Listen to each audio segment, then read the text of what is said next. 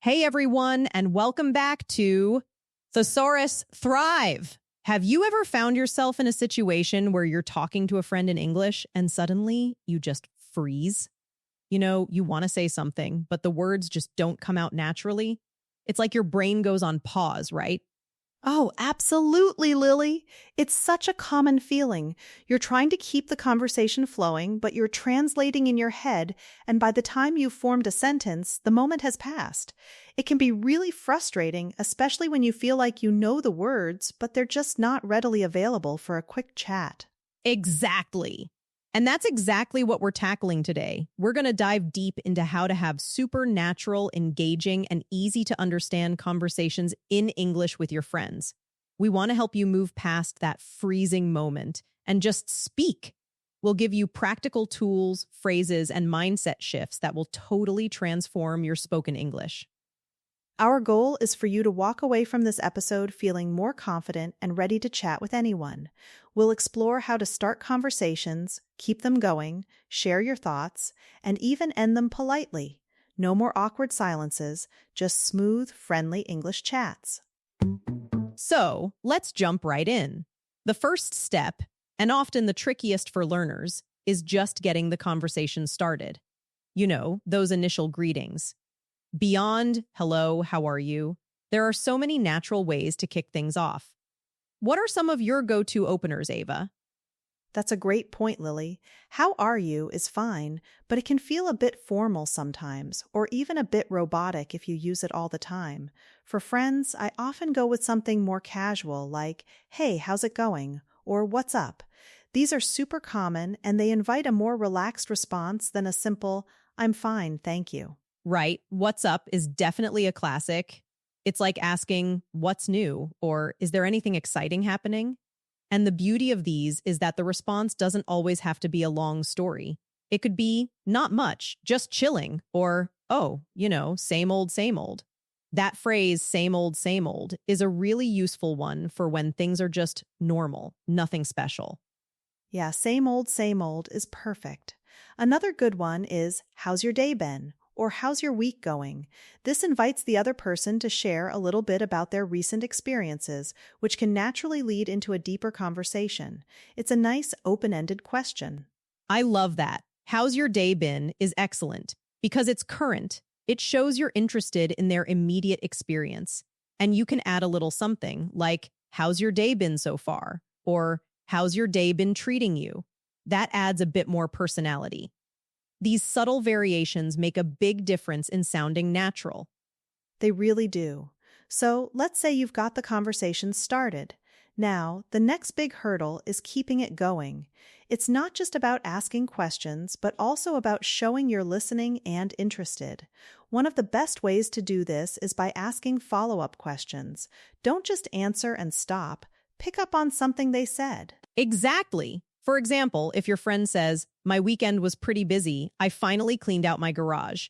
Instead of just saying, oh, that's nice, you could ask, oh, really? What did you find in there? Or, was it a huge job?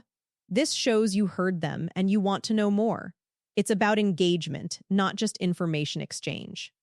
And you can also express empathy or surprise. If they say, I had a terrible Monday, my car broke down, you could say, oh no, that sounds awful, or are you serious? What happened? These are natural reactions that make the conversation feel much more real and friendly. Using phrases like, oh no, or that's a shame, or wow, are really simple but effective. Such good advice. And remember to use those simple phrases to show you're engaged. Things like, really, that's interesting. No way. Tell me more. These are short, easy to remember, and they signal to the other person that you're paying attention and you want them to continue. It's like saying, I'm here, I'm listening, keep talking. Definitely. Let's talk about some common topics that friends discuss. What do you usually find yourself chatting about with your friends, Lily? Well, daily life is a big one. You know, how was work today? Or what are your plans for the evening? These are simple, everyday questions. You can also talk about hobbies. What do you do for fun? Or have you watched any good movies lately? Or are you reading anything interesting? These are great ways to find common ground. Yeah, hobbies are perfect for opening up new conversation paths. If someone says they like hiking, you can ask, "Oh, really? Where do you usually go?" Or, "Have you ever hiked a famous trail?" Or if they mention a new TV show, you can ask, "Is it good? I was thinking of watching that." These specific questions show genuine interest. And remember, you don't always have to ask a direct question. You can also share your own experience to invite them to share theirs. Like, I just finished watching this amazing documentary. It was about, and then pause. This gives them a chance to chime in, "Oh, what was it about?" Or, "I love documentaries." That's a really smart move, Lily. Sharing your own little piece of information acts as a conversational hook. It gives them something to react to, something to build on. It's less like an interview and more like a shared experience. And you can do this with almost anything. "I tried a new coffee shop today. It was surprisingly good." Or, "I had a really strange dream last night." Exactly. It's all about making it feel natural. Now, a crucial part of friendly conversation is expressing your opinions and feelings. We don't want to just listen, we want to contribute our thoughts. But sometimes, expressing opinions can feel a bit direct in English if you're not used to it. What are some good phrases for this, Ava? Absolutely. It's important to share your perspective. Instead of just saying, "I think it's good," you can soften it or make it sound more personal. Phrases like, "I feel like," or "in my opinion," or "from my perspective" are really useful. They show that it's your personal view, which is polite and natural. Yes, "I feel like" is one of my favorites. It's so versatile. You can say, "I feel like this movie was a bit too long," or "I feel like we should try that new restaurant." It's less definitive than "this movie was too long," and it invites discussion rather than just stating a fact. It's softer and more conversational.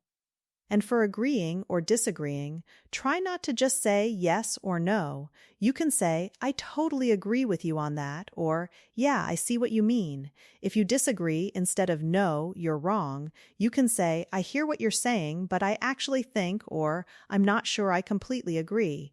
It's about being polite and open to different ideas. Those are fantastic. Let's repeat some of those for our listeners. To agree, "I totally agree. That's so true. You've hit the nail on the head." Or simply, "Yeah, I think so too." For disagreeing gently, "I'm not so sure about that. I see your point, but I was thinking I have a slightly different take on it." Practice saying those out loud right now. "I totally agree. That's so true. I'm not so sure about that." The more you say them, the more natural they'll feel when you're actually in a conversation. It's about building that muscle memory for spoken English. And speaking of natural, let's talk about those little words and sounds that don't mean much on their own, but make a conversation sound totally authentic. Conversational fillers. These are words like, like, "I mean," "so well." They give you a moment to think, and they make your speech sound less rehearsed. Oh, fillers are key. They bridge gaps and signal to the other person that you're still formulating your thoughts. For instance, if someone asks you a question and you need a second to think, you can say, "That's a good question. Well, I guess," instead of just a long silence. Is especially versatile. Yeah, can mean so many things. It can be like, "as you know," or "you understand what I mean." Like, "It was really difficult, because of all the unexpected issues," or "I'm really tired." It's a way to connect with the listener. Like is also super common, especially among younger speakers. It was like really hot today. Right, and "I mean" is great for clarifying or emphasizing something. "I mean, it wasn't bad, but it wasn't great either." Or, "I really love this city. I mean, the food is incredible." These aren't just filler words, they have a function in making your speech more fluid and natural. Don't be afraid to use them, but don't overdo it either. Good point. It's about balance. If every other word is like, it might be a bit much, but a sprinkling here and there, totally natural. Another thing that helps conversations flow is transitions. Sometimes you want to change the topic or bring up something related. How do we do that smoothly, Ava? Transitions are important. You don't want to just abruptly change the subject. Phrases like "speaking of" or "oh, that reminds me" are perfect. If you're talking about food and you want to bring up a restaurant, you could say, "Speaking of food, have you tried that new Italian place?"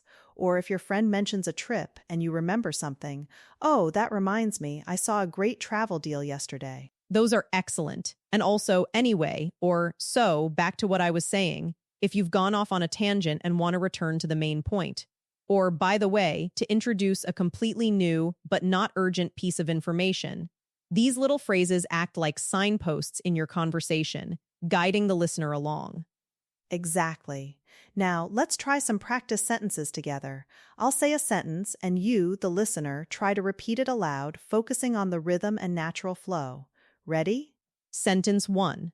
Hey, how's it going? What have you been up to lately? Go on, try it. Hey, how's it going? What have you been up to lately? Focus on the relaxed tone. Sentence 2. Oh, really? That sounds interesting. Tell me more about it. Repeat after Ava. Oh, really? That sounds interesting. Tell me more about it.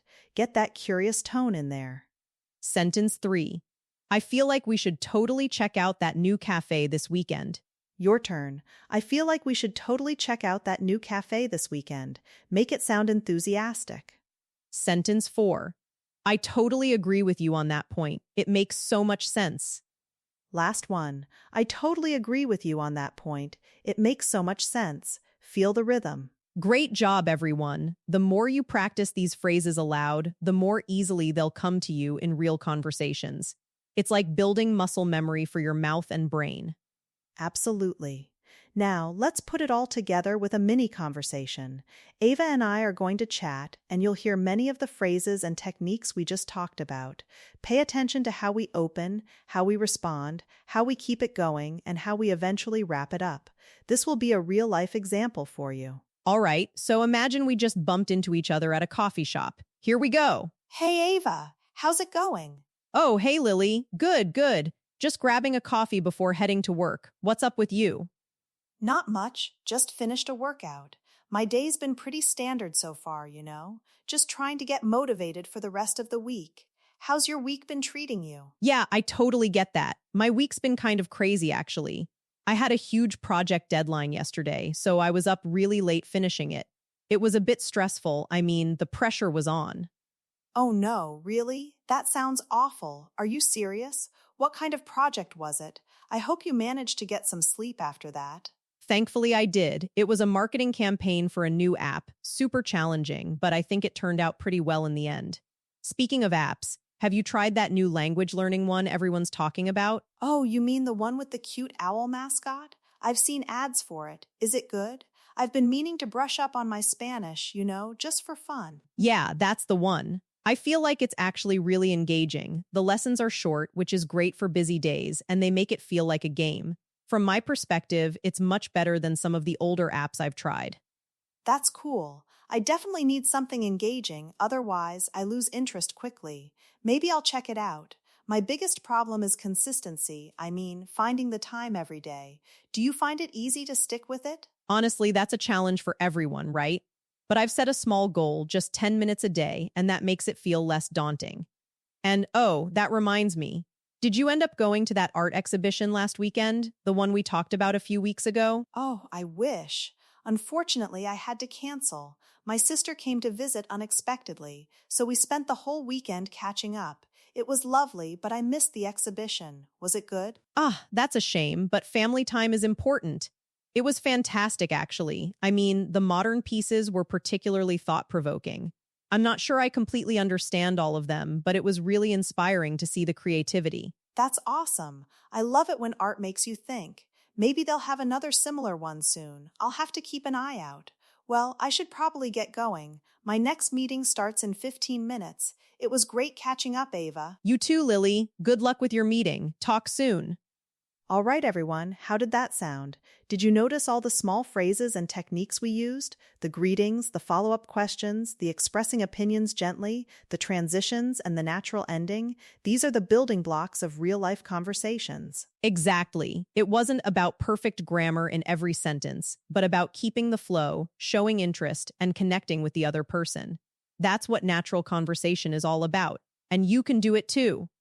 Now, let's wrap up with some motivating tips to help you keep improving your English fluency, especially in conversations with friends. My first tip is, don't be afraid to make mistakes. Seriously, Everyone makes them, even native speakers. The goal isn't perfection, it's communication. That's so true, Lily. Trying to be perfect often leads to freezing up. Just speak. Think of mistakes as learning opportunities. The more you speak, the faster you'll notice what you need to improve. My second tip is to actively listen. Don't just wait for your turn to speak. Really try to understand what your friend is saying and then respond to that. Active listening is incredibly powerful. It makes the other person feel valued, and it helps you formulate more relevant responses. My third tip is to practice regularly, even just a little bit every day. Find a language partner, chat with an English-speaking friend, or even talk to yourself in English. The more you use it, the more automatic it becomes. And my final tip, immerse yourself in English as much as possible outside of formal study. Watch English TV shows and movies. Listen to podcasts like ours, hint, hint. Read English books or articles. The more exposure you have, the more you'll pick up on natural phrases and expressions without even trying.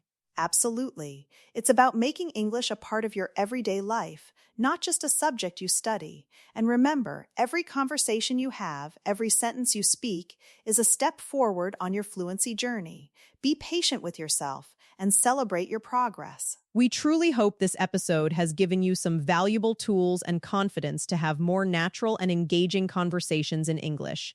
You've got this. If you enjoyed this episode and found it helpful, please do us a huge favor. Like this video or podcast episode, share it with a friend who's also learning English, and subscribe to Thesaurus Thrive for more practical tips and lessons. Your support really helps us reach more learners like you. And remember to put what you've learned today into practice.